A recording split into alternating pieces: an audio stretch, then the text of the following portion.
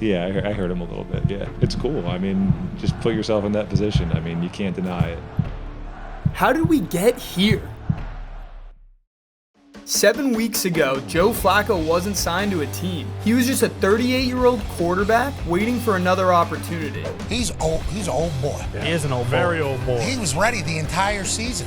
And then it wasn't until just 3 weeks ago he gets a phone call, and all of a sudden... This offense is undeniably better with Joe Flacco starting than Deshaun Watson. But how did Flacco become a Cleveland legend? Like an NFL career, these videos take a lot of time and effort. Please consider subscribing. Joe Flacco's NFL journey was almost over before it started. As a junior at the University of Delaware, Flacco asked his coach if he could play baseball. He didn't believe he had a chance to play in the NFL. Delaware's head coach, Casey Keller, reassured him he would be drafted in the NFL, and Flacco decided to stick with it. While at Delaware, in a longest throw competition, he beat out future NFL quarterbacks like Chad Henne and Matt Ryan. This resulted in his draft stock increasing. Flacco would go on to be selected 18th overall by the Baltimore Ravens, but there was no expectations of him playing his rookie year. However, after a season-ending shoulder injury to Ravens starting quarterback Kyle Bowler and an unexpected illness to former Heisman winner Troy Smith, Flacco was thrust into action and started all 16 games his rookie year.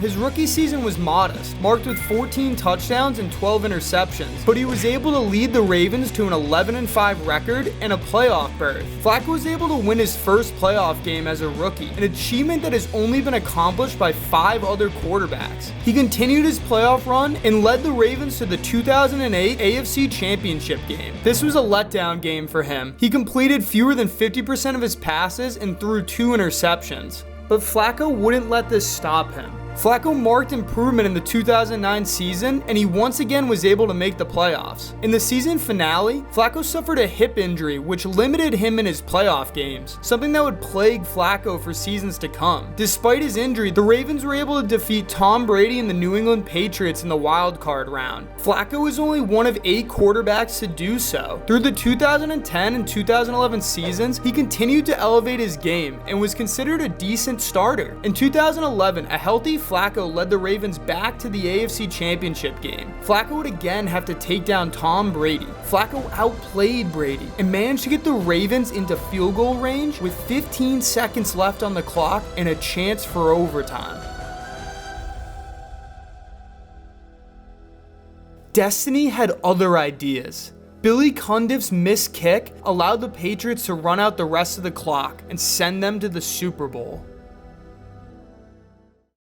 Prior to the 2012 season, Flacco turned down a contract extension. He believed he deserved more than what was offered and wanted a chance to prove it. He once again led the Ravens to the playoffs, but in order to reach the Super Bowl, they would have to get through a gauntlet of games. First, they would take down star rookie Andrew Luck in the wild card round. Flacco and the Ravens would then travel to Denver to face off with the number 1 seed and Hall of Fame quarterback Peyton Manning. In a moment where the game felt all but lost, 3, Flacco steps up, throws deep, far sideline, Jacoby Jones has it at the touchdown! Ravens! tying the game and sending it to overtime, a moment that lives on in NFL history as the Mile High Miracle. And in double overtime, Ravens' new kicker, Justin Tucker, would not let Flacco down and secure the win. One final obstacle stood between the Ravens and the Super Bowl, a rematch with the New England Patriots in the AFC Championship game. While the Ravens trailed at halftime, they put their faith in number 5. Flacco would throw for 3 TDs in the second half, and the Ravens in fact would get their revenge. His remarkable form persisted into the Super Bowl, where the Ravens defeated the 49ers 34-31.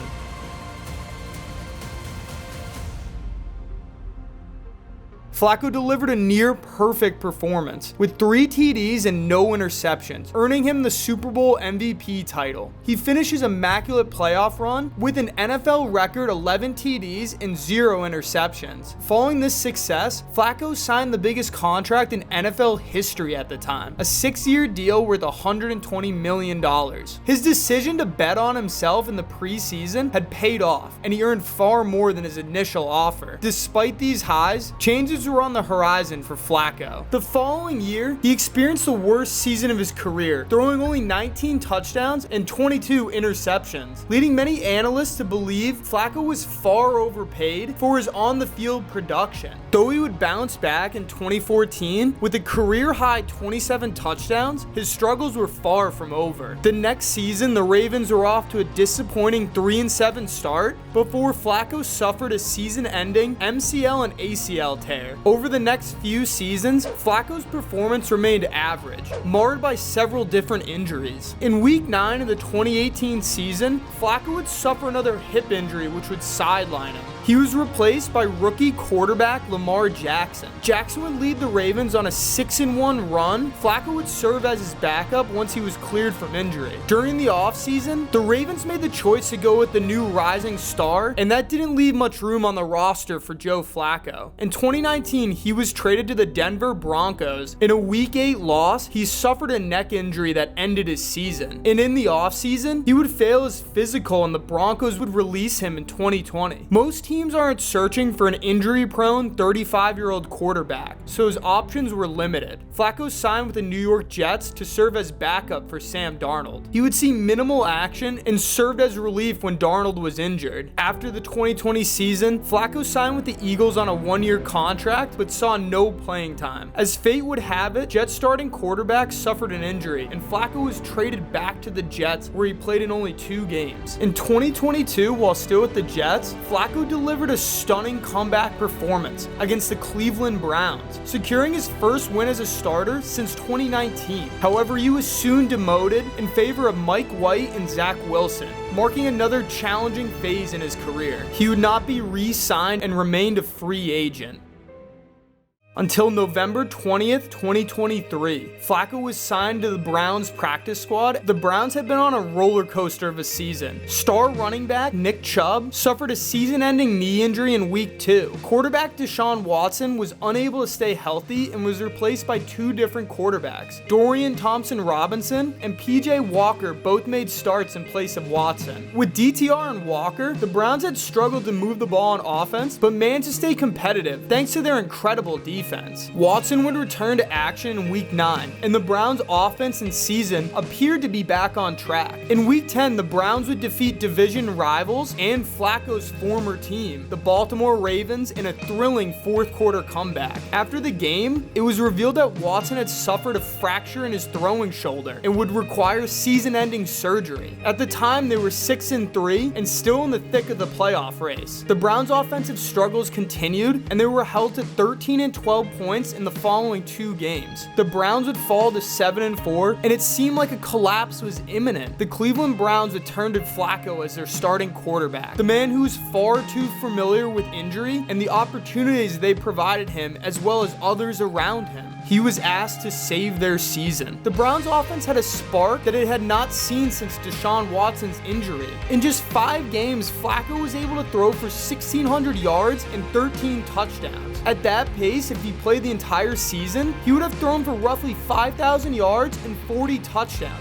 easily putting him in the MVP conversation. The now 38-year-old veteran is playing with the heart and fire that he had on his Super Bowl run, even going as far as saying this: I appreciate you guys having me, man.